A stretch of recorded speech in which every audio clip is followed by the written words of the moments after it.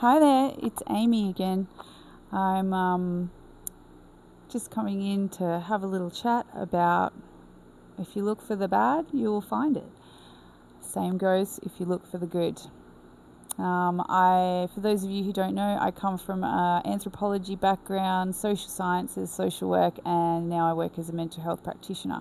Through my life's journey, I have had lots of different interactions with lots of different people, lots of experiences in life, and I've learned a few little things along the way, and I feel like I would like to share that with my online community. So thank you for tuning in and listening. I hope it helps just a little bit. So if you look for the bad, you are always going to find it. If you look for the bad in people, in situations, in life, you're going to find it. If you look for the good, that is also the case. You will find it.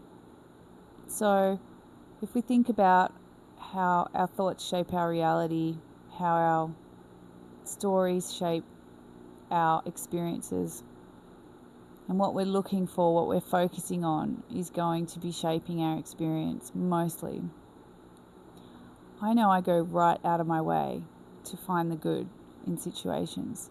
We have a tendency to go and polarize things, to put it in one section or the other, black or white, good or bad, right or wrong. And in actuality, there's always a mixture of the two in every single thing, in every single experience. And if you're looking for the good, you're going to have such a more pleasant experience of life than if you're looking for the bad.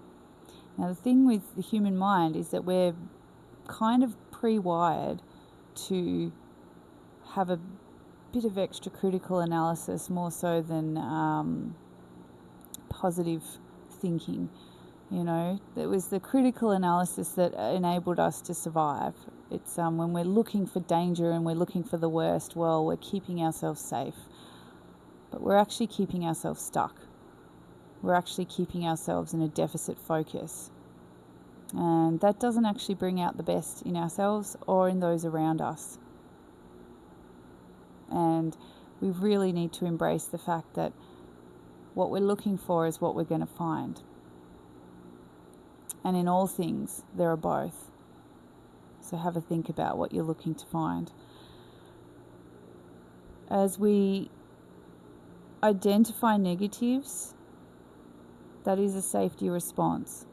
So, acknowledge that. Okay, I've scanned, I see, yeah, there's the negatives.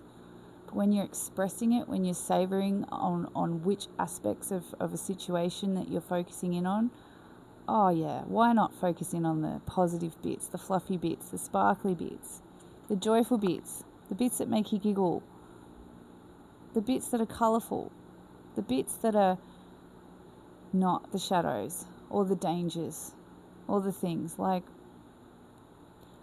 I feel like we can all point out what's wrong in a situation, or what the problem is in a situation, or what's not being done.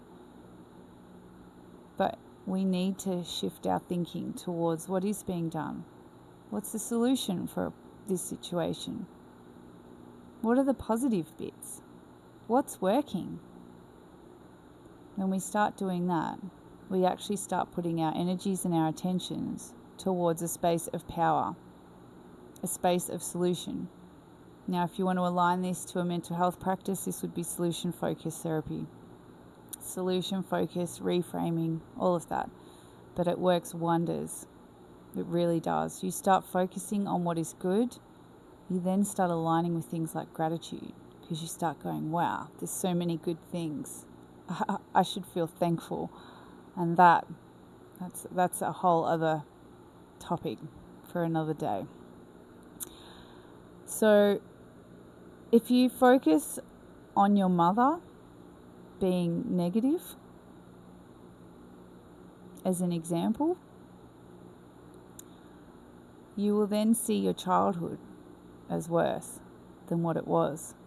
Now, this is an actual study that was done, and they got a bunch of uni students together, and they got half of them to focus on all the things that were really negative about their mother, and they got the other half to focus on all the positive things of their mother, all the things that their mother did that was great.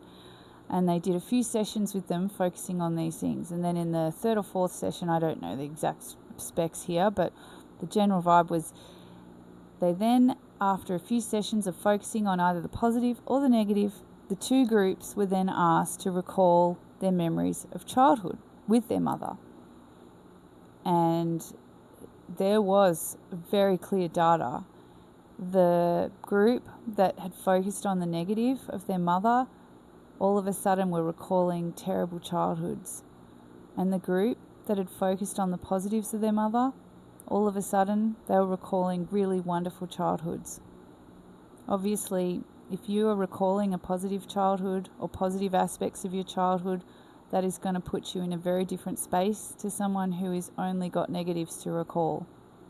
Now, it's also been proven with psychology studies that there can be a lens put on people's perception of their childhood, and the story they start telling themselves about their childhood can really shape how they're experiencing the world here and now. So again, wouldn't we want to look for the good? Wouldn't you want to find the little nuggets of awesomeness in your childhood? Now, I'm not coming from an experience, a life experience, where I had a peachy little childhood. I definitely did not. I'm not going into it, but I would easily be able to list lots of things that would not sit in the positive space.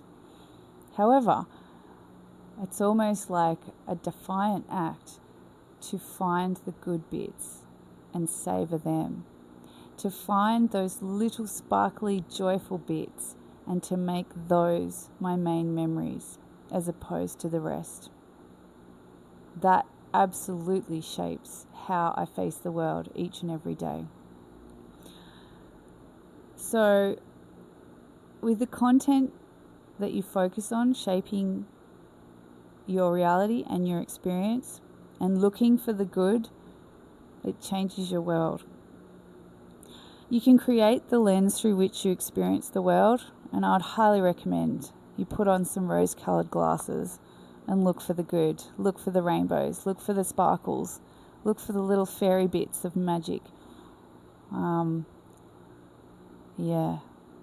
It absolutely changes the game, and it absolutely starts melting away the clouds and the shadows, and it definitely makes life a little easier to walk through. Okay, well, thank you so much for listening. That's my little tiny lesson. I hope it helped just a little bit.